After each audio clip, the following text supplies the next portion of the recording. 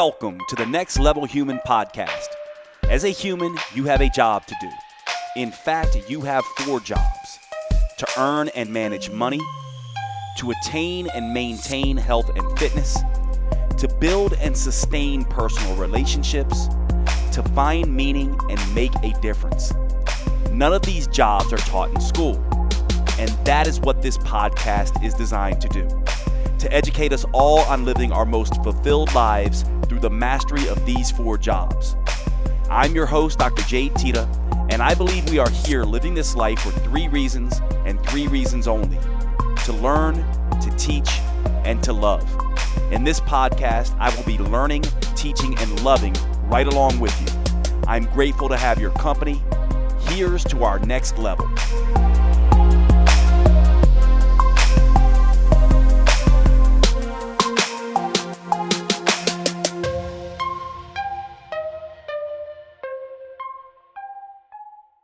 Today I have my very good friend Chase Chewning on the show.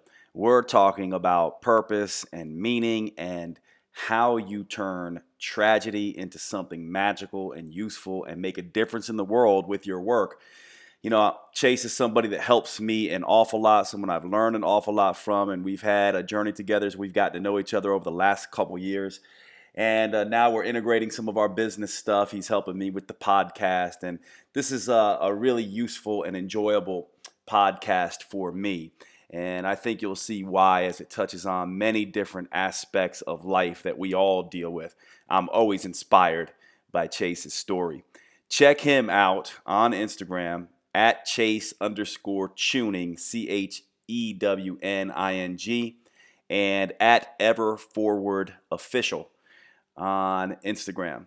Check my boy out, give him a follow, and please enjoy the show. My name is Chase Chewning. I host the Everforward Radio podcast. Yeah, and why don't you start there just real quick. So just, for my peeps, kind of tell them, because I absolutely love your mission and your story.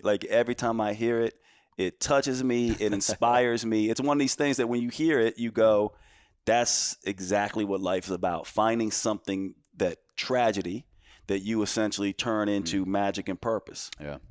It wasn't easy. The tragedy was, like you said, we lost our father, my brother, my sister, my family, to a horrible terminal illness, Lou Gehrig's disease, ALS. He had a really escalated case of it, about 17, 18 months from diagnosis to when he passed, and it just tore me apart.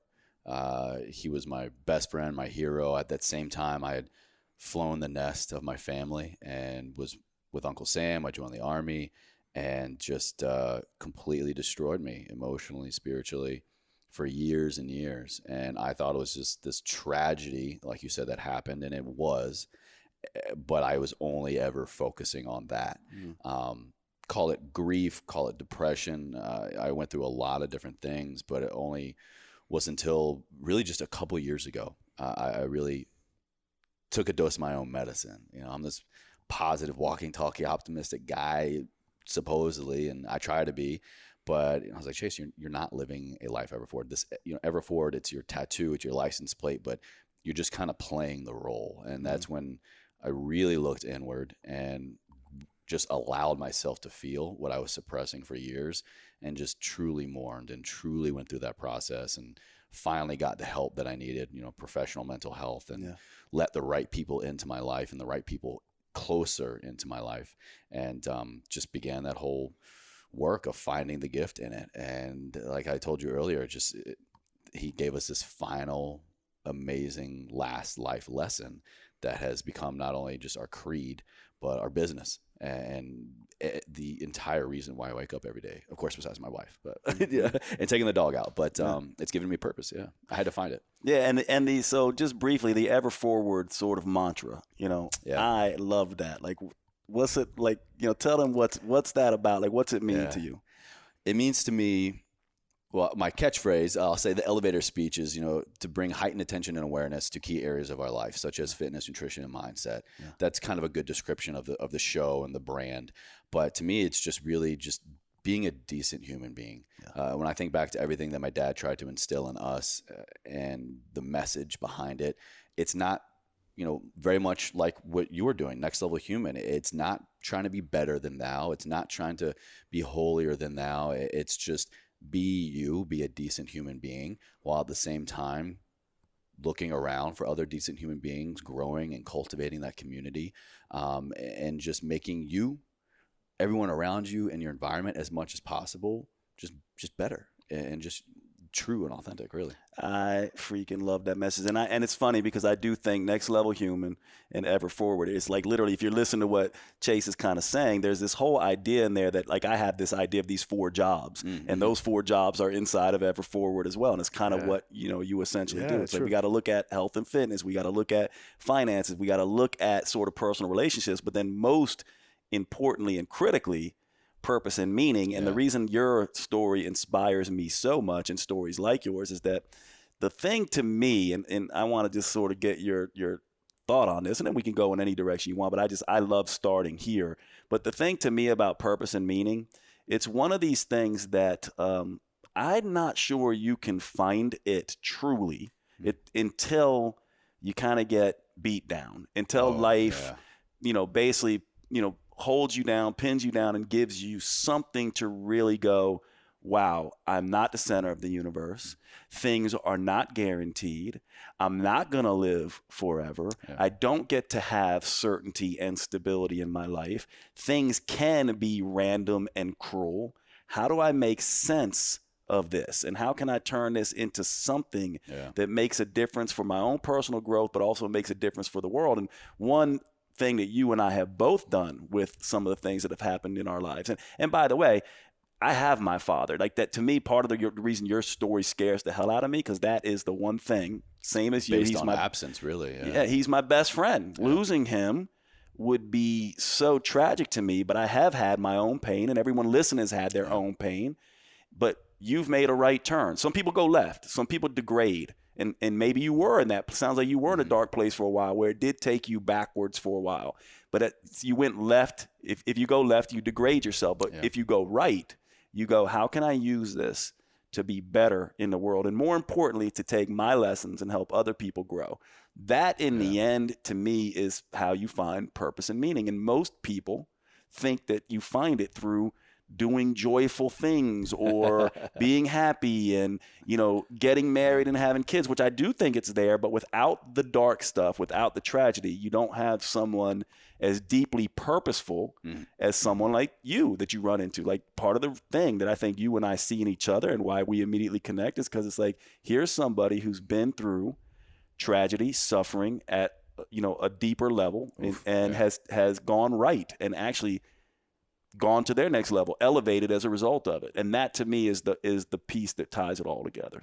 So true. I mean, yes, to everything you just said, but to the person who has lost 50 pounds, you can never really effectively translate that to someone who has never been overweight in their life, or someone who, like in my case, just was unable to walk for a significant period of time. The level of appreciation I have and had and still have for being ambulatory is unreal. And that's, I think, to kind of go back to what I was saying before, to really answer your question, is that's really what I had to get into, because on surface, I had this phrase. My family, we had like this catchphrase, and it began to kind of develop some steam on the internet. And as we kind of began to grow a social media presence and try to figure out what are we doing here, it was just kind of like a little bit of a facade. And it just kind of reached a boiling point of, like, I can't keep putting myself forward as this happy face, optimistic face, when I truly have not faced these things. I'm talking about, I'm trying to help people, the obstacles, the way, you find the gift in the thing that you went through that just wrecked your life. And I didn't truly go through that yet. And so, once I finally took a dose of my own medicine, and the biggest thing that happened for me was I just gave myself permission to feel all the things that I thought I shouldn't feel or wasn't worthy of feeling. And I mean, grief, pain, depression, PTSD, like just all my experiences that I really suppressed because I didn't think I was worthy of feeling them. And it was just an unraveling, and there's been no looking back ever since. Because when you start looking inward and diving deeper and ignoring all the external facades that you're going through that you think are pushing you forward of like, I'm going to get in better shape. I'm going to get a better job. I'm going to get a better significant other, all of these things on the outside. It just really personifies all the inside that you haven't squared away. Yeah, dude, that's some really deep stuff. If you don't mind, I want to ask you one more thing about please, that because I have this thing. I want to see what you think about this. You know the term vulnerability, right? Mm-hmm. Okay, so me and a lot of my friends, right? A lot of dudes in particular, but this is sort of a Brene Brown concept. Those of you who know Brene Brown, love her, read all her books, and there's this idea of vulnerability. And it's funny because my friends, they know that I'm a fan of hers. They also know I do not really love that term and not that I don't get the concept. I don't love the term, but I agree with the concept. I think for men, I like the term open and available better. And part of the reason I don't like the term is not necessarily that I don't like the term. I know that when I work with people sometimes, it's just a semantic issue. I might get what vulnerability is. Like to me, I understand her concept of strength, that to be vulnerable, you have to be strong. But for many people, they just hear weakness. So I say, well, think of it then about being open and available. But it sounds like in what you were saying there, I'm just curious how you see that term and how, because essentially what you were just talking about there is this idea of being, sort of vulnerable to these feelings. Because part of that, especially for, I don't know, as a man who's, I'm 10 years ahead of you, so a little bit more. And my parents, my dad even more, your father even more. Yeah. Like that whole male dynamic has kind of changed to some degree. So I'm just curious how you see that. And then we can go wherever you want to go. But I'm just curious because I've got you here. And I know we kind of do the same work. And I'm wondering what your perspective is on that whole concept. Oh, man, I love it. And actually, this is really funny timing. This morning, I was on another show. You heard of Andrea Owen? Yeah. I was a guest on her show. She's been on EF Radio a couple times actually, and that's really the path of the conversation. So this is our universe. I'm listening. I know. It's like we're talking about Brene Brown. We're talking about vulnerability. Bringing up this whole kind of, I think, like a small little wave that's happening. I think that is turning into a true revolution in masculinity. Yeah. And redefining that, what it means to be a man, what it means to be a provider, how to feel.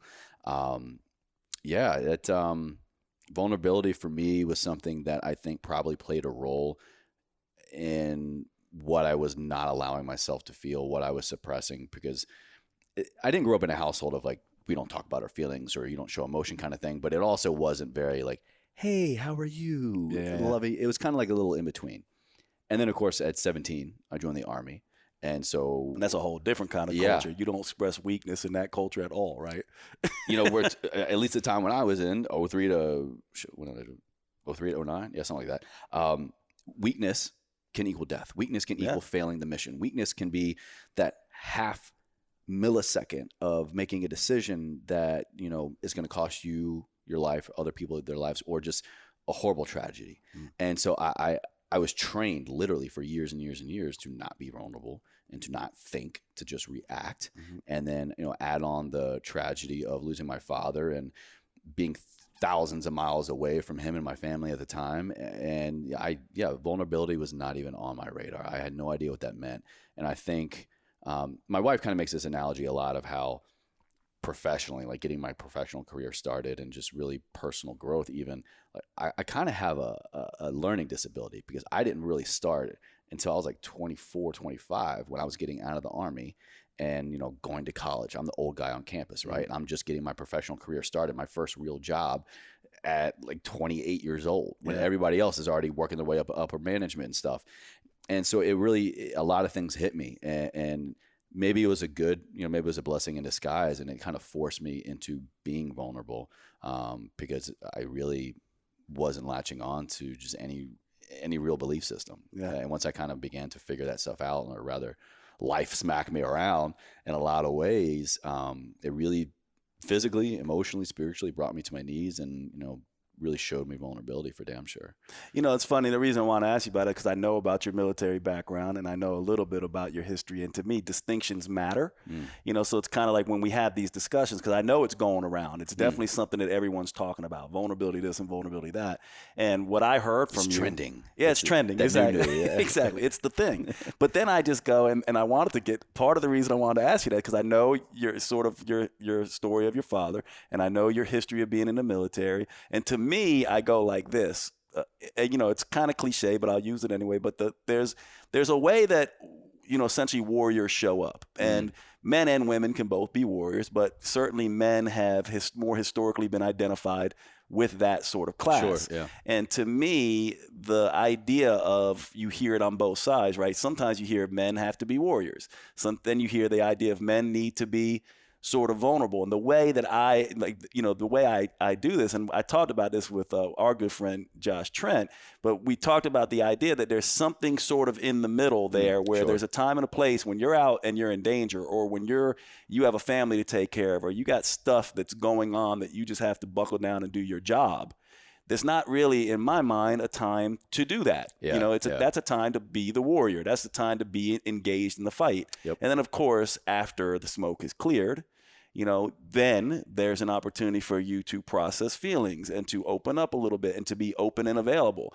But to me, it's always this thing in life, and this is how I work with everything that I do. It's always the fact that we always want to create dichotomies when really the healthy spot is somewhere in the middle. Yeah. And so you coming out of the military, then you had the military thing where it's like be all warrior. Yeah. Then you have sort of the world you're in now that's been like sort of be all vulnerable. And a lot of the people I work with, I'm just like, you know, the truth of the matter is you absolutely need both. And I say this for men and women, not just men, but in particular, when you're having the male discussion, you better be able to access both of those and know when to access them. Because if you just default to warrior all the time, or you default to vulnerability all the time, you actually are not going to be effective in a world that requires those two different states, basically. Again, this funny timing. I went down to Encinitas a couple weeks ago.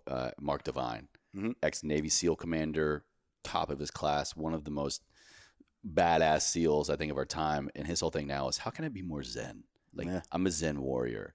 And that's a lot of things that we talked about there. But actually, as you were talking about that, it really brought up for me the first kind of like flash in the pan of all these dichotomies and multi-facets to being a man, being a human being, and the personal work outside of fitness and nutrition stuff where a lot of us start, I think, to get better, or that's what we think we need to do to get and feel better.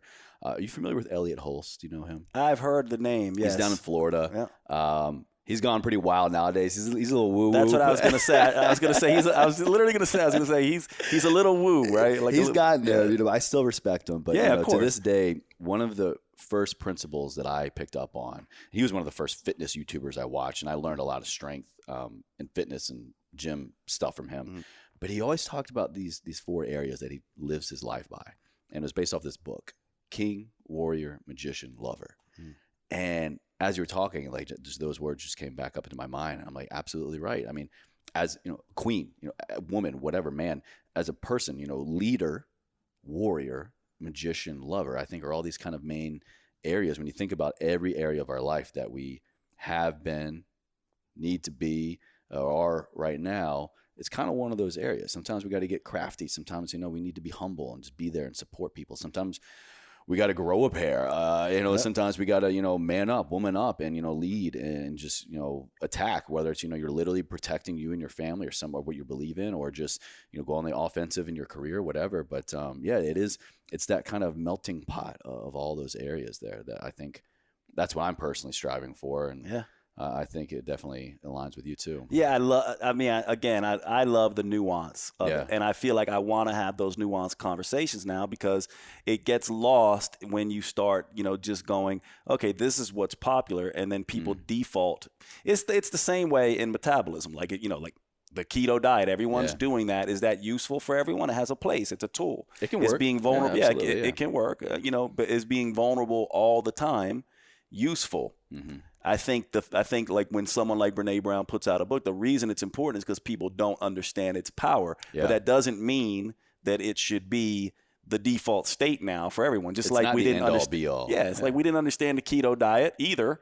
but now we understand that it has a role to play for short periods of time, maybe for some people. Yeah. And it can be useful in that regard. So just understanding and being able to access. That's why I like those. I like those like sort of 4 areas to focus on, because I think that we have to be that as a human. And I mean, personally speaking here, I think that shines another light on my whole journey of, getting out of being injured, transitioning to a civilian, going to school, finding true fitness outside of just, running miles and miles and rucking in the Army. But just, I mean, it's that natural progression where I think a lot of us start, and we all have probably been through, all right, I'm going to go to the gym, or I'm going to lose weight. So then we adopt this one training modality, right? I'm going to do a bro split. I'm going to CrossFit.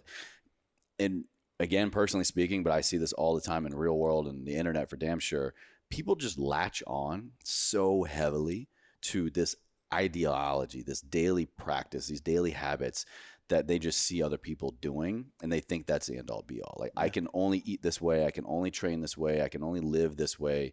But, and again, like I was saying before, like, I didn't allow myself to feel in terms of like that emotional experience and the depression and grief. I don't think people really give themselves enough time to experience and feel their diet, experience and feel their workout. Am I doing this just because my neighbor is doing it, or like the hot girl I'm trying to get with is a CrossFitter? Absolutely. What does my body tell me? What's this biofeedback? Am I recovering? Am I resting? Am I gaining weight, losing weight? It's just experience. That actually, I should get Josh to sponsor this. Josh Trent again. He has this concept I heard on his show a long time ago of be a study of one, N equals 1. Yeah. This whole life is nothing but an experiment. And it took me a long time kind of really trying to figure that out. Yeah. And, so the way I see it's really interesting to see if this resonates with you or not. And it's like sometimes you try stuff on in these conversations, right? Absolutely. And so it's like, it's just interesting to have these discussions. And if it doesn't sound good, we'll just cut it out. Yeah, exactly. And then we just edit it for everybody.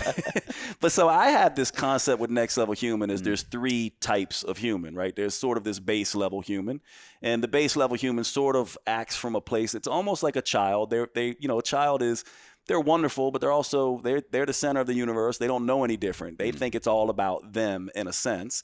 And so they're looking about how to fulfill their needs, right? Are we talking about children or social media influencers? Exactly. I got confused for a second. Both. They can be very base level. And then there's the culture level mindset that's like a lot like the teenager. Sure. Right, where they're doing everything so that Jade and Chase and everyone else can be like, oh, look how cool they are. So they're looking for what fits, and eventually, and whether we're talking about personal development or fitness or whatever, but eventually you graduate to next level human, and next level human is this idea that you go, okay, I've had my time where I was the center of the universe, and I've had my time looking out there and trying to parrot everyone or copycat everybody, and I tried things on, and these things can be useful, but at some point, this is for our life and for our fitness, we essentially have to go, I've done different things. I now have enough information about how just me being the center of the universe doesn't provide meaning and doesn't do anything for the world. And I've also got information that me trying to follow the crowd doesn't give me a sense of purpose and meaning either, or results if we're talking about fitness. Oh, absolutely. But as I start to put these things together and become my own person, what you'll see, and this is so interesting to me, what you'll begin to see is the same thing we were just talking about. I think before we turn on the cameras, you and I think we're talking about this sort of personal sort of journey of going from I'm a fitness guy. I'm only about metabolism and fitness, and now seeing how that changes into tying our identity to one thing, one title. Exactly, to personal development. And I think it's the same exact journey. So if you're someone who's in that place, still that culture level thing where I got to try on every diet, or I'm still in that culture level thing where I got to read every book, and whatever new diet or new book I read becomes my new religion and my new fitness regime, what I would suggest is don't beat yourself up about that. Of course, it's part of the journey, but eventually you're going to want to become somebody who can take all these things that you've experienced and create your own out of it. You're going to want to take all the life, pain, and suffering and create something unique out of it. This is, to me, the maturity process, and it happens in many domains. So in those 4 jobs of the next level human, Financially, it happens because eventually you learn how to earn money, and then you have to manage and save money. It happens in fitness because eventually you go, I tried keto, intermittent fasting, zone, vegetarian, whatever, and this is what works. I sprained my shoulder. Now I can only walk. Exactly. I now know that I can't do whatever you were doing to hurt your shoulder. You figure these things out about yourself, and then you mature. Yeah. So to me, it's a really interesting sort of discussion about that. Whether we're talking about fitness, personal relationships, or sort of financial, that leads you to a sense of personal development and meaning in all of those areas, which is, to me, why are you even listening to, someone like Chase and me? Like, if you're in this conversation, which in a sense is all of us having this conversation, right? It's just you and I, for whatever reason, get to have a platform where we have more people, we can facilitate the discussion. But that's really what this is about, is people wanting to be better in those areas. But part of that better is not, being in this place where you latch on and become so biased and dogma about a particular regime or a particular idea. Yeah, absolutely. This kind of just came to me when you were talking there, that, again, personally speaking, when I started listening to all the podcasts, right, and reading all the self-help books and doing all the things, if I'm being honest, looking back now, I can say that I was looking for an answer. I'm going to the gym. I'm looking for the answer. I'm looking for the right workout. Yeah. I'm looking for the right way to eat. I'm looking for the book that's going to give me the answer to my question in life. I'm looking for the mentor that's going to give me the answer to level up in my job. I think if we stopped doing things, stopped training, stopped eating, stopped reading, stopped existing with the pretense of whatever I'm doing in those areas I just listed, I'm looking for an answer in them, but just think, this is not the thing.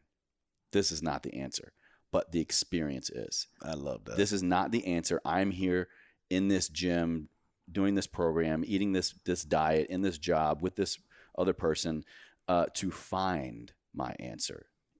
This isn't it. Like, the answer isn't going to be in the book. The answer isn't going to be the end of the workout. It's the experience. It's, process over the prize all the time. But if you go in with the pretense of just thinking, like, I'm not going to find my answer here. Yeah. I'm going to find my answer here. Like, it's always there in me. It just takes this magical little concoction of the right person, the right place, the right time, or sometimes not the person, not being around somebody or not doing something, that the thing comes to us. I love that, because when I was thinking that maybe the word is not find, but maybe the word is create. Like, yes. It's basically and choice, right? Yeah. So you have all these things that you're on this journey to find something, and then you finally go, like, I have this saying that I use. I say, you've arrived when arrival is no longer the goal, which is very similar to what you're essentially saying, which is like, you're all about finding at one point, but then at some point you go, out of all these things, all these journeys that I've taken in whatever endeavor we're talking about, fitness, personal development, personal relationships, whatever, I have enough information to choose and create something out of that for myself. That, to me, it's a really interesting way that you describe that, because then it's like you get into some of the cliche stuff where it's like, it's a journey, but at some point in a journey, right, it's like you just lose the idea of that I'm heading somewhere, and you just go, okay, I'm here, and now I there was nowhere to get to. Maybe the place to get to was the realization that I get to create it. It goes to the whole thing with purpose and meaning, where it's like people go, well, how do you find your meaning in life, or how do you find purpose in life? And the whole thing is like, you don't find those things. You literally choose them. Yeah. You choose what they're going to be, and then it's, for the rest of your life, a creative process. You know what I mean? And that's like part of like what you and I are engaged in at the early part of maturity, in a sense. Like, part of how this is not my term, but I always love to bring it up because it's just on my mind recently. But I read a lot of Alain de Botton. I don't know if you know him, but he's a French philosopher. He's still around. He's still living today, and he's I read a lot of his stuff. One of my favorite books, of those you want to check him out, is called A Course on Love. Okay. Which is, it's about love and how love progresses throughout different stages of life. But anyway, he talks about the idea of maturity. He essentially says, and you can see how this goes into my concept of base level, culture level, next level human. Oh, yeah, clearly. But he essentially says that as we mature, we get to a place somewhere, usually around the age of 35 to 55, in this span of time, where we go through what a lot of people call the midlife sort of crisis, which I'll start preparing now. I got a year. Yeah, right. It's somewhere in there. I mean, and it sounds like you may be entering into this, and I may be entering into it, or I'm right in the middle of it. But I actually would call it sort of a midlife awakening, and the awakening is. I like that. Yeah, it's a better term. But what are you awakening to? You're awakening to the idea that you've been living a very culture level existence, right? Yeah, and yeah. now the awakening is that I now have my final opportunity. And this is what Alan de Botton says. He goes, the midlife crisis is the final opportunity to escape adolescence. And adolescence is essentially this idea of I live in a culture level state where everything that I do is based on how Chase is going to see me. Now, I can never escape that because I want you to like me, and I want people to like me. That's a human I like thing. it, man. We're good on that. I know you love me. But, I want them to like me too. You know what I mean? I want, that we can't ever escape that. However, my way of being now is the way I have chosen to be despite what they think of me. Yeah. So in Adlerian psychology, they call that the courage to be disliked. And that ultimately is the awakening away from, sort of this culture level existence. We can't escape from it completely, but that should be our goal. That's actually something I think I've been kind of struggling with a little bit lately. Maybe it's perfect timing. I'm getting into my midlife crisis and my awakening, right?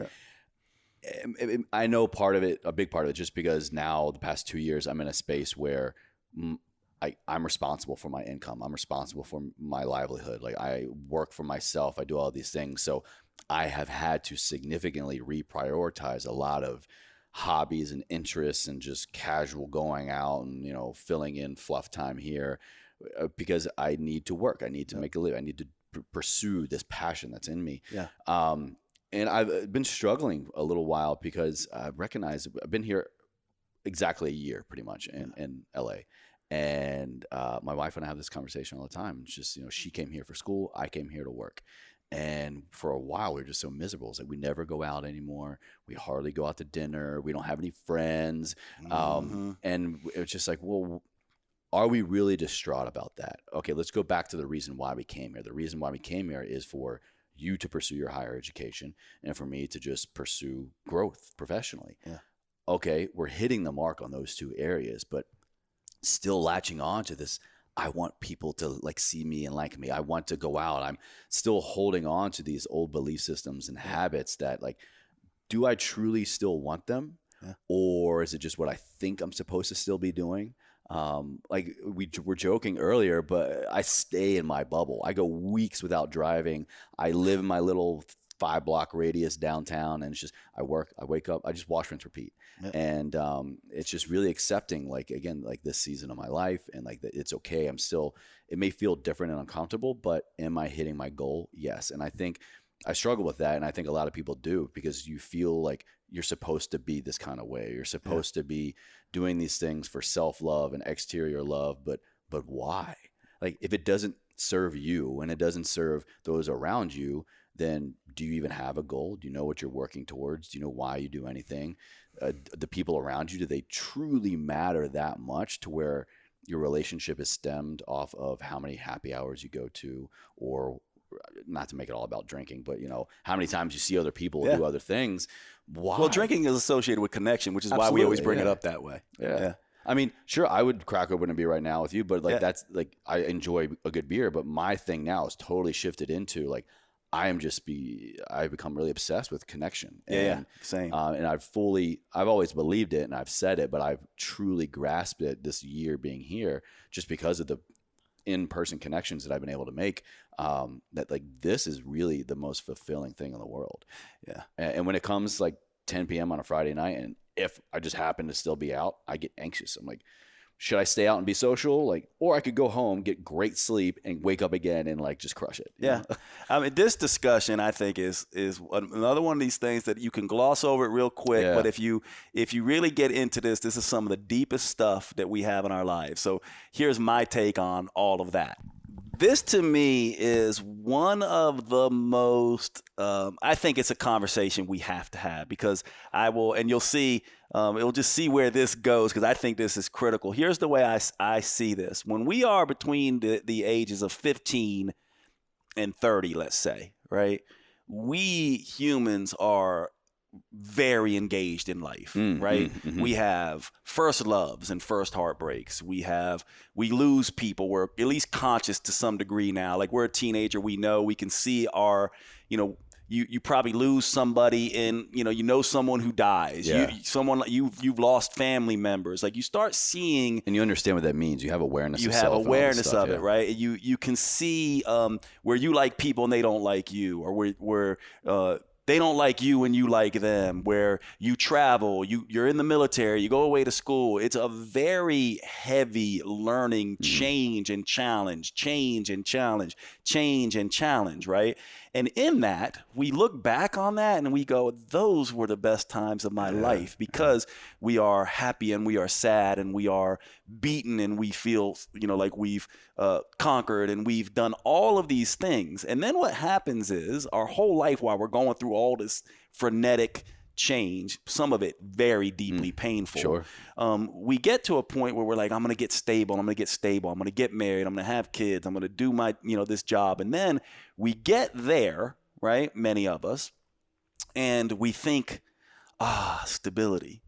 But the problem is that there is no the S word. Yeah, there's no such thing as that, nor would we be fully happy with it. And so we move into this next phase where I think you and your wife are now, where it's this very much like, I know I need change and challenge. That's in my brain. And I also know I need stability. Yeah. And what happens is, and then there's his other thing on top of this. You layer on top of that the fact that this is why I love romantic relationships. They're amazing because they become our simultaneously romantic sexual partners and our parents, in a sense, and our best friends. What's that about, by the way?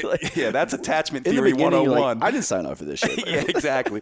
That's attachment theory 101. But they become all this to us, and oftentimes we can get sort of narrowly focused on just them. And so all of our change and challenge happens around only them. And so my solution for this is this idea that you purposely expose yourself to change and challenge, and the other C. So there's 3 C's if you want happiness in life. You need change, challenge, and then Chase said it, connection. You need change, challenge, and connection.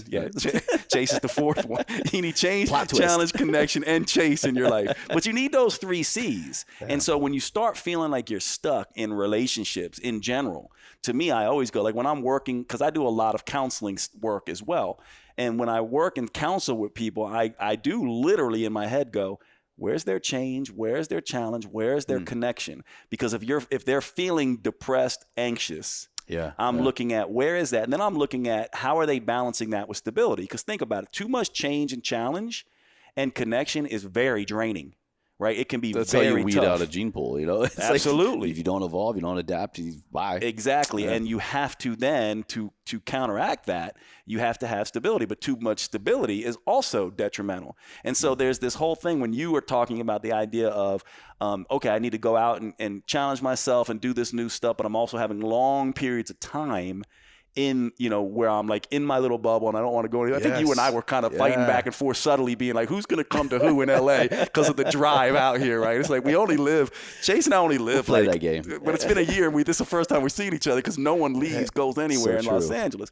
But I would say anytime we're feeling that as humans, we got to check in and go, okay, like let me just go with that. When I'm stable, enjoy it, take a deep breath, woo-saw, right? But also understand when that starts feeling like it's going sideways. This is where emotion when it's kind of feeling like, you know what, baby, I love you, but I'm getting tired of you, right? Mm-hmm. I'm feeling like, this is feeling a little bit aggravating all of a sudden. I got some kind of hesitation. Exactly. Now you go change, challenge, connection. You're like, I need to change and challenge and connect outside of you or with you, right? So, but it can't always be with you. So it might be like, let's me and you go on vacation. A lot of couples will do this, but sometimes it's about Chase going on vacation by himself, or Chase going to hang out with Jade by himself, or bro time. I had a wonderful relationship with my ex-wife, who I'm still super close friends with, and everyone goes, "Well, what happened with you two? You guys seem like you're the best friends. We're no longer involved romantically, and we divorced, but we're still super close." But one of the things we tell people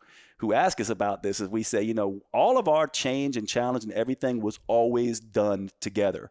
We really struggled with separating and being like, well, I'll grow here, you grow here, and then we'll grow here together. Yeah. So 3 separate lives, really. There's me, there's you, and then there's sort of what I call you me in the middle. And you me is important, but you me can't become the dominant thing in a romantic relationship. If it does, you lose you and me. And then that becomes unsustainable over the long run. So there's this balance between when you're in these relationships, and I would say this is the case with anybody, you create this third identity. And this third identity should not suck energy from both. Damn. It needs to deliver energy to both. And so the way that you balance this is when you feel that that is sucking energy from you, the trick is, let me go get change and challenge out there.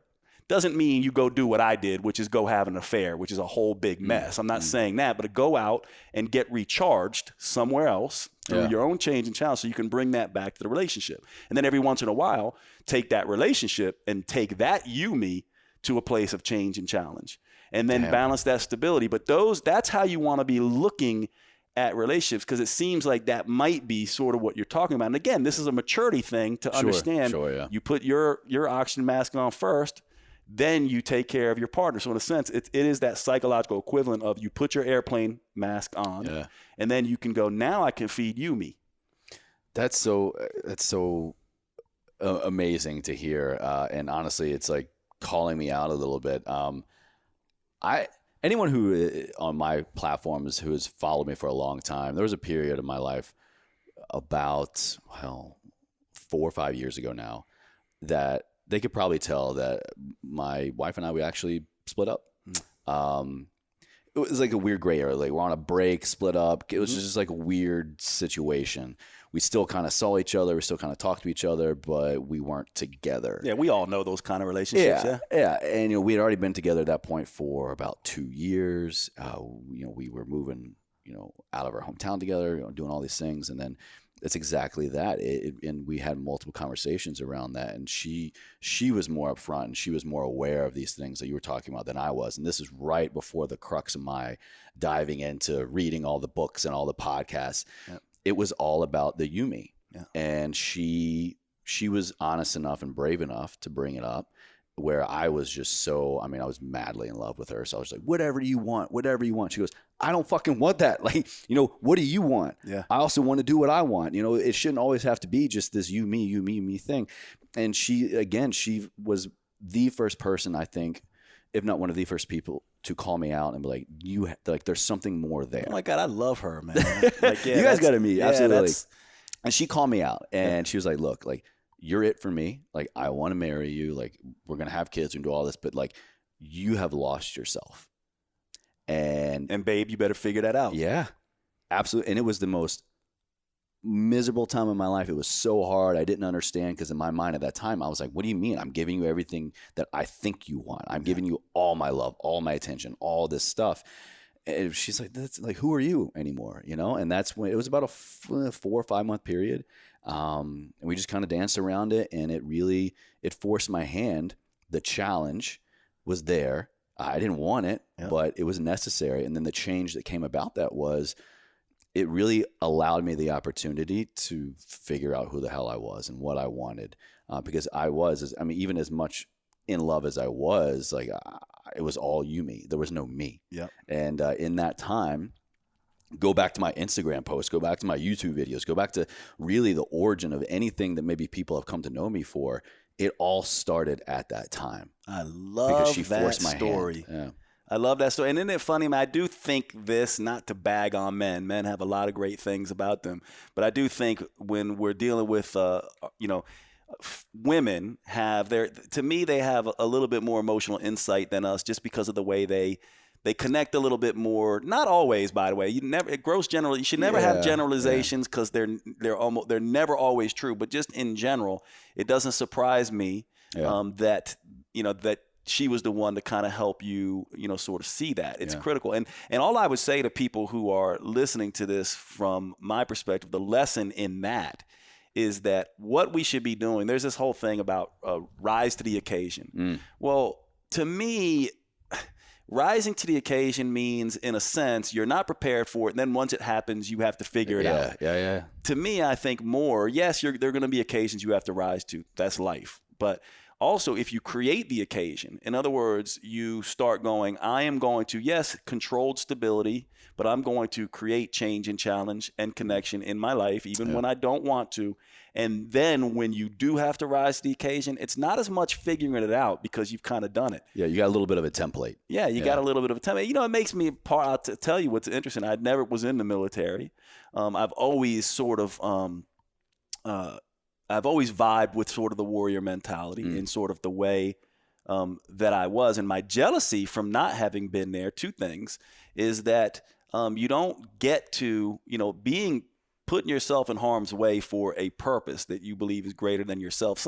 Not all military people even do that. They do it for many reasons, but stay out of jail. Yeah, there's many reasons they might do it that aren't conscious, but just that idea of putting yourself on the line, I think does change you in some way. However, again, it's the dichotomy, right? It also can become like that's all you stand for. So we need to be very psychologically flexible as humans. Just like I talk about, you got to be metabolically flexible, you got to be psychologically flexible, and I do think you have to be flexible in your personal relationships as well. So to me, the point of that whole story is that when I think about, I love, sort of the idea of the warrior mentality, but I never did that, and now I just go, but I do now purposely do things to challenge myself, things that I'm afraid of. Showing up in some of your workouts that I see, that's a warrior mentality, man. Yeah, I mean, in a sense, I love that.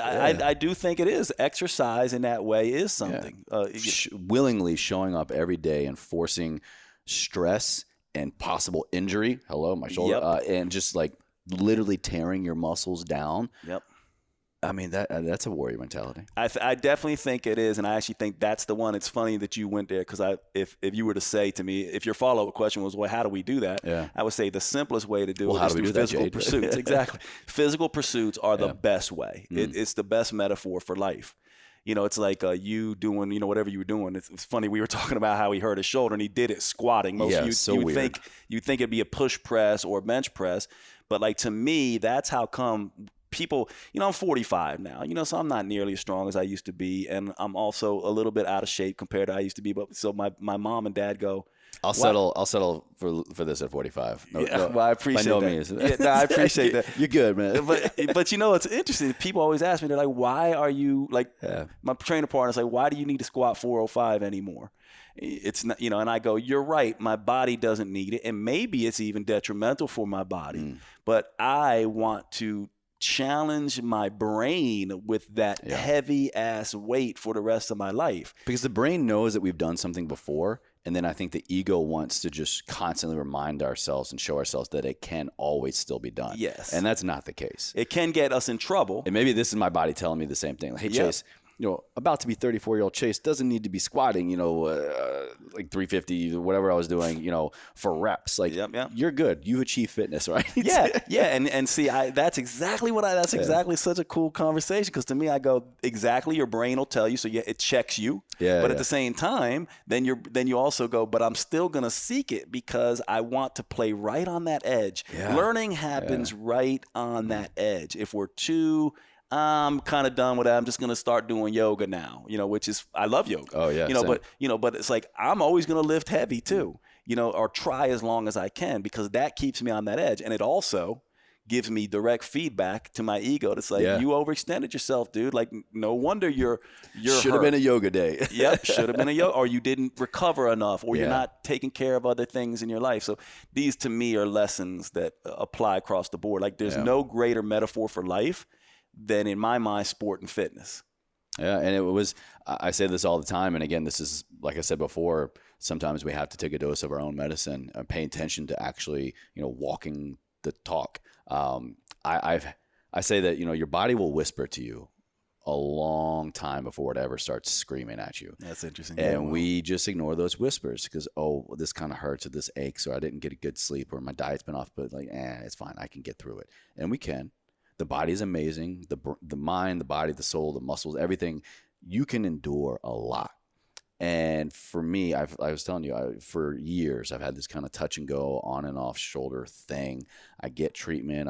I do the things, right? I get my lacrosse ball out. I do my PVC rotation. I do my mobility. But it just, even I can consciously honestly say, go back and look at that day when I was squatting. Like, it was really bothering me. And I should have just been like, all right, I'm just going to do nothing. I'm going to go for a walk. But and again, this kind of is an ego check for me as well, because I go back in. One of the reasons why I still squat so heavy is because I'm like showing my body, because of all the trauma that I went through and my injuries, like, no, like, that doesn't define me. Yep. That I can still do this, or I can do this thing that other people my age and whatever should still be able to do, because a lot of that physical strength identity, professional identity was totally yanked from me. I didn't want to leave the military. I didn't want to be injured. I didn't want to have the love of my life, pull the plug on things. I didn't want to go through all these traumas. I didn't want to lose my dad. I'm sure all the horrible things that you've been through, we don't ask for, you didn't want, but they're so necessary. And I think physical, emotional, spiritual, all of these things, like, we have these little whispers that we just don't really pay attention to usually until they're just screaming bloody murder at us. And that's the challenge that I really think that I hear that you're talking about. Yeah, my sister-in-law, I don't know where she got this from, but she always, my sister-in-law, Jillian Sarno-Tita, she's also an ND and married to my brother who's an ND, but she has a house of learned doctors. Yeah. Like, we have some interesting conversations always, but she has this saying, and she says, it's easy to be all good when everything's all good. And I don't know where she got that from, but I think it's out there. But I heard it first from her. And I think it speaks to your sort of idea of the whisper and listening to that. And I also think it speaks to the idea that, listen, if you're going to just take it easy in times of ease and not challenge yourself, then that's going to make the times of very difficult times way harder for you. Yeah. Right. So to me, that's sort of what, as I've matured, I've kind of gotten to this place where I'm like, I don't like working out. I mean, people always like, you don't? And I'm like, I can't remember the last time I literally was like, can't wait to get to the gym. I'm like, no, I hate it, man. I mean, I like it after. I've gotten addicted to the idea of doing something that I hate. That's what I like. I like that I can do something I don't like. Isn't that a thought? Like, just think about that. Just ponder that. Like, it's weird. Like, we are weird human beings. Like, it really is. It's just strange, man. It's so bizarre. Yeah. Hold on, let me fix this here. Oh yeah.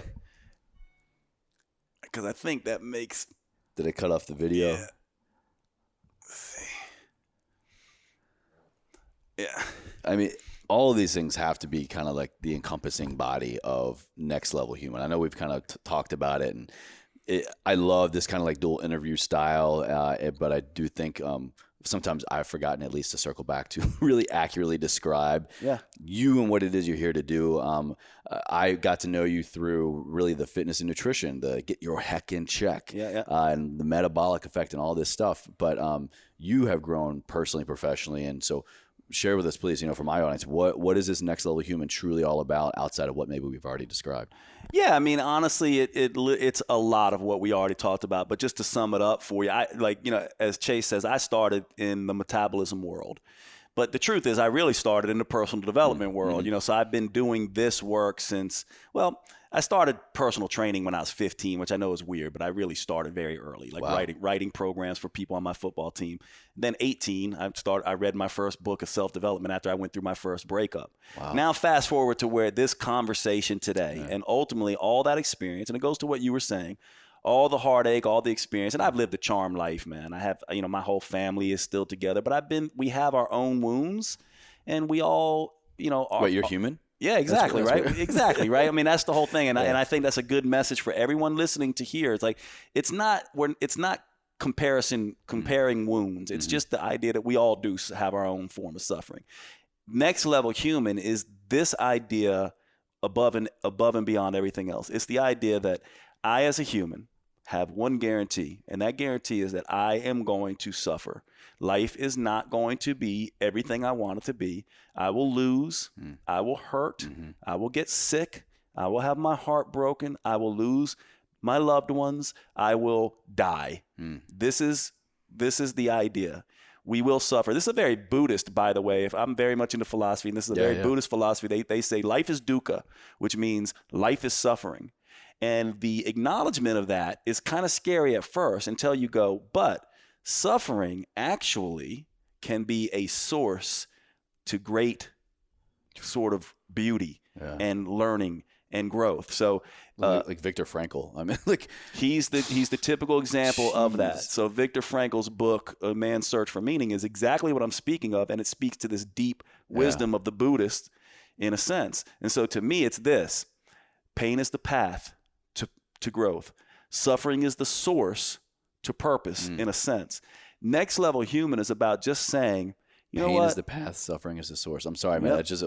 I wanted to say that again. Pain is the path, suffering is the source. Yeah. Wow. And I think once you see that, you go, the source and the path to what? Well, the source and the path to deep purpose of why I'm even here. To me, I tell this story a lot, but I'll tell this, but this is the ideal of a next level human. In the 80s, I'm a child of the 80s.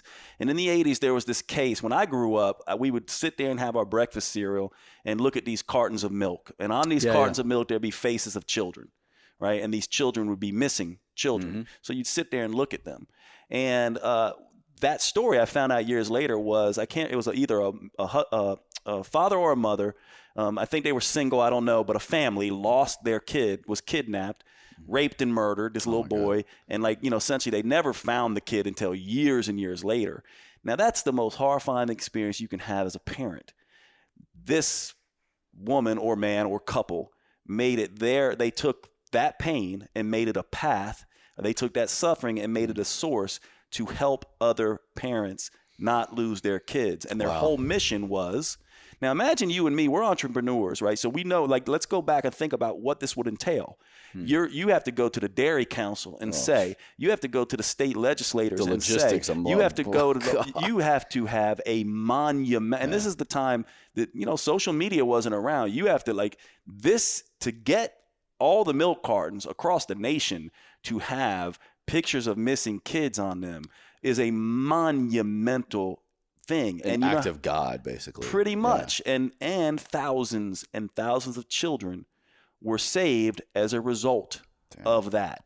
That's what I mean. So if we can, as humans, this is what a next level human is. A next level human goes, I'm not an island unto myself. And if I want to make a difference and matter in the world, it's not about me anymore. So how can I use my suffering and pain, not to get attention, not to wound shop, not to say, hey, everybody look at me, but to go, I have a unique set of superpowers and a unique set of suffering that make me uniquely suited to solve this problem. And I'm going to go do it without need for acknowledgement and recognition, simply because I'm taking on that job. I choose to grow, and I choose to grow Team Human. That is what next level human I love is. that. Actually, this reminds me, anyone in my audience will know me for this. Big Stoic philosophy, and daily Stoic. Absolutely. And this is so timely again. And I think it was yesterday or 2 days ago, the passage was all about this. Why are we doing things? Basically checking yourself to do things not for the outside approval, but just because it needs to be done. Oh man, I'm gonna fall on my own soul. Where was this? I'll find, if I can find, I'll link it down in the show notes. Well, while you're looking at it, I will say this about Stoicism. So to me, Stoicism is one of these things that, again, for those who aren't familiar with the Stoic philosophy, it is very much in alignment with this idea that, life is, everything is on loan. You're not gonna, you don't get guarantees, and suffering is also in Stoic philosophy and Buddhist philosophy. It's sort of it's guaranteed. You're gonna suffer. So if everything's on loan and you're gonna suffer, now you get to decide what are you gonna do with that. And my way of thinking that is, if you're not here to help, then why the hell are you here? Just for yourself? Really? Then we don't really need you here, bro. You know what I mean? We don't need you. What we need is next level humans. We don't need egotistical people trying to take over and push people down. And I think I've talked about this recently, actually. I think I did a YouTube video about it or something. It's really, again, speaking of dichotomies, that's the dichotomy I think that we're in with really what we're doing. Social media and making these platforms. It is so possible for people to literally create their own world, live in it, thrive in it, and create whatever identity they want and be successful. Yep. Get their name, their message out there in front of hundreds of thousands of millions of people, live their own life. And just then when they actually have to connect with another human being or support somebody else or just do anything outside of themselves, it is so much not a habit anymore. It's like completely changing their identity. And it's a really, really scary place where I see a lot of people going, that it's just like, yeah, like you're great, you're successful, you're doing well, but what are you doing to help other people? Yeah. Like, think about it this way, right, man? Would you want to be remembered? Two ways I can remember Chase. I could be like, oh, he's an attractive dude. He had a nice car, and he did X, Y, Z. He won this award. Yeah. Or I could be like, I love that dude, man, because he inspired me to be better, and it fundamentally changed my life in some meaningful way. And then I helped someone else as a result of that. I guarantee you, when we're on our deathbed and we're thinking about the difference we made, no one is going to, and we're not going to celebrate, oh, I once had this Mustang convertible or a bunch of money in my bank. The things we're going to remember and the things that people are going to celebrate about us is how we impacted other people in the world, how we actually made a difference for them, not for us. They made us feel, how we made them feel. Was it Maya Angelou? I think it was her. The quote is, people will forget what you did, but they'll never forget or how you made them feel. Absolutely. Like that. Yeah, and I think it speaks exactly to that. And more importantly, how you helped them impact other people and make them feel. It really is that feed forward sort of thing. So that to me is ever forward, why I relate to it. And it's also next level human. It's about how are we pushing the world to be better. And the only way we do that, by the way, like right now we're sitting here, we're talking, and we've got Donald Trump as our president. The Amazon forest is, burning. We've got all these things. So we can all get like up in arms and start yelling and screaming about politics and all this kind of stuff. Or we can just be like, you know what? I'm going to go out into the world. I am going to be the best human that I can be. Yeah. And be as kind as I can be with boundaries, because that's important. There comes a time where you do have to put your foot down, so you have the energy. But that's what I'm going to do. And by doing that, hopefully Chase will do that. And by Chase doing that, hopefully his people will do that. Yes, and by that person doing that, hopefully all of a sudden now we just have a really good people in the world. And by the way, this is how it has always happened. And we're always going to have potentially a couple steps backwards as we move forwards because we're human. We're human, and ultimately it's like this, right? The base level types will try to pull us down. The culture level types want to keep us where we are. They don't want anything to change. And the next level types are trying to move us forward. Yeah. So my whole thing is like, I want to be the next level type. I do want to move us forward. But we do need the culture level types, because going too forward, right? That's our safety net. They're like, well, that might be a problem. And the base level types, they remind us of the history and the way it went bad. So how far we've come, how and far what we've we come. need to not do again. Absolutely. But ask yourself, where do you want to be on that thing? I know for me, and I know you, because we know each other. Yeah. You want to be in that next level place. You want to be out there leading, and everyone gets to do that. It's not about like, who cares whether you got a podcast, money, or whatever. It's literally, how do you show up today when you go home and kiss your wife or your husband, or talk to your children, or take care of your mom, or show up for your coworkers, or that kind of thing. That's really what we're talking about, and it makes all the difference in the world. And I ask myself all the time when I go base level or I go culture level, I go, Jade, why are you so caught up on needing people to recognize you and see you and tell you you're so great? Do it for someone else. Yeah. And I try to go do it for someone else. Sometimes I'm successful, sometimes I'm not. But every time I make that choice, I just get better. Now, I'm like, more times than not, I don't need acknowledgement and recognition. I don't need Chase to tell me how wonderful I am anymore. Matter of fact, I'm more likely to tell him how wonderful he is. Yeah. Well, don't stop completely, man. I mean, but that's kind of that sums it up from my perspective. The external gratification, and I've failed. I can't find that quote on here, but if I do find it, I'll make sure to put it down, at least my show notes. Yeah. But it really talks about, like I said, earlier, when my wife and I were kind of feeling like, LA, why? Are we not hitting the mark on our goals and stuff? And why do we feel distraught when we put something out there and maybe we don't get as many likes or follows or reshares? that is a really, really hard process, I think, for people, because at this point, let's just call it what it is. We become desensitized to a lot of things. We become habitualized in other things to just, put something out and we get immediate gratification. Yeah. Well, again, what's the goal? Why did we come here? What's the goal of this post? What's the goal of this podcast? What's the goal of whatever you're doing? And it is to hopefully, twofold, I think, to make yourself better. The work that you're doing should provide you a sense of fulfillment, and just knowing that if it works for me, if it does provide a sense of fulfillment for me, odds are at least one other person is out there. And can I put that thing out there without seeing the like or the reshare? And it ain't easy. No. That's for damn sure, especially in this day and age when your business can be really dependent upon shares and all of this stuff. But just knowing that the decency of your work, the principles that you live by or are choosing to, to get better at and live by, is just out there, and then being able to walk away from it. I truly believe that, that's in alignment with being a next level human. And that's how we live a life ever forward. That's this beautiful harmony. I think that your mission and mine, hopefully, how it's being perceived and received and applied by anybody listening, watching.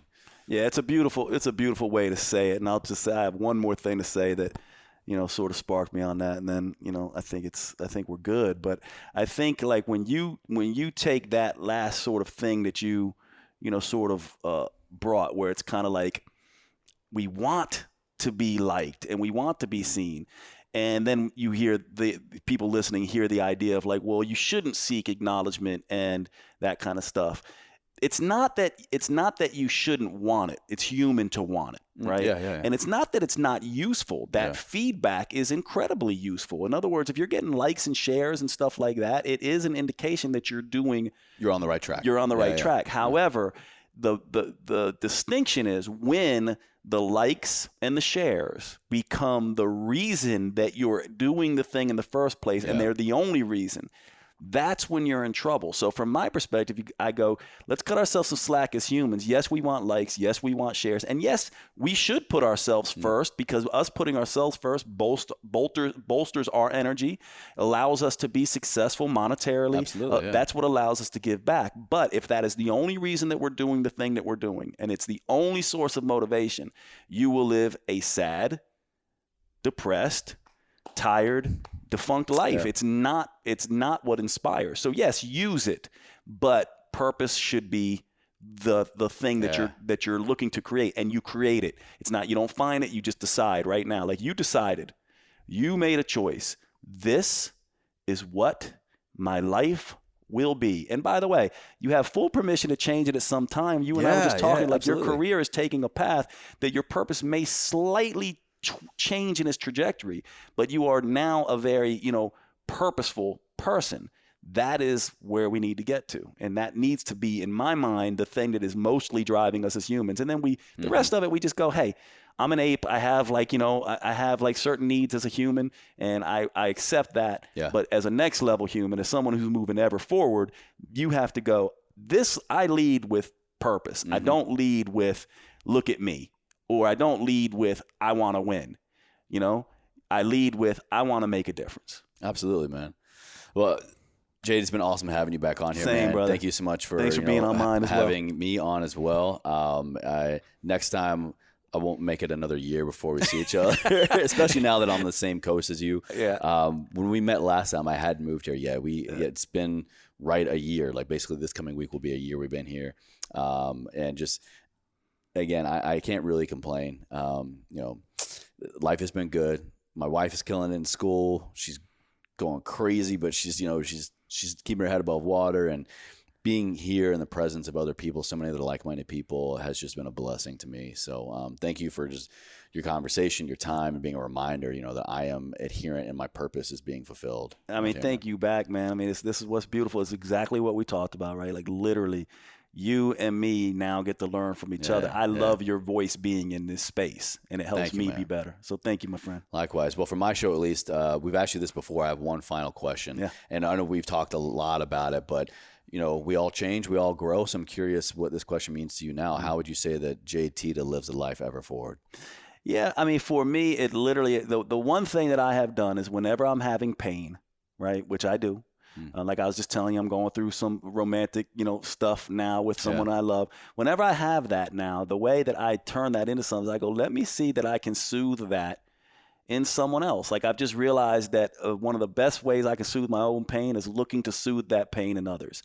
So that to me literally is, sort of something that I do. And then that's the more spiritual answer to your question. The other more sort of practical answer to your question is when I'm dealing with that kind of stuff, I also like painful stuff, suffering. I literally move.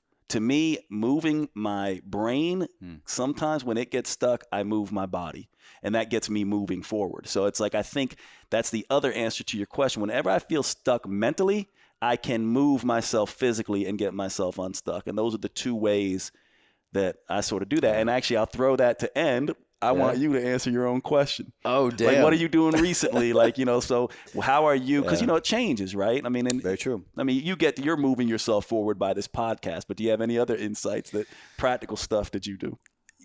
I'll kind of stick with the theme of, I think I've touched a couple of times on here of really in my backstory, how I got started. And as of late, just really going back to my own message, taking a dose of my own medicine. My wife would call it, stop complaining so much. It's just, living a life ever forward, moving forward means, just recognizing things and trying to change them for the better. Stop just the knowing and start doing more. Like yesterday, for example, I had a horrendous, disgusting experience with the hospital I went to have my shoulder checked out. Physically, I was in danger. My personal information was in danger. And I was just appalled first, in shock, literally. And then I was just complaining. I was bitching and moaning. And then I funneled it down and I shared my experience online. I shared it with my family, my friends. And then I followed up with action. I don't want that to ever happen to me or anyone else ever again. So on the way over here, actually, I had a phone call with the Patient Advocate Center at the hospital, the VA center here. And it was unacceptable. And no one should ever have to endure that. So I'm really trying to pay more attention to the things that I maybe I'm avoiding, even complaining about, and just really looking at, all right, is it just an inconvenience for me? Is there something here really that I can come back to, try to challenge myself to grow, and hopefully make sure that doesn't happen again? That's an amazing thing, because that's literally a mini example of the milk carton kids. Yeah. I love it, man. Yeah, Thank you, homie. Absolutely. Boom.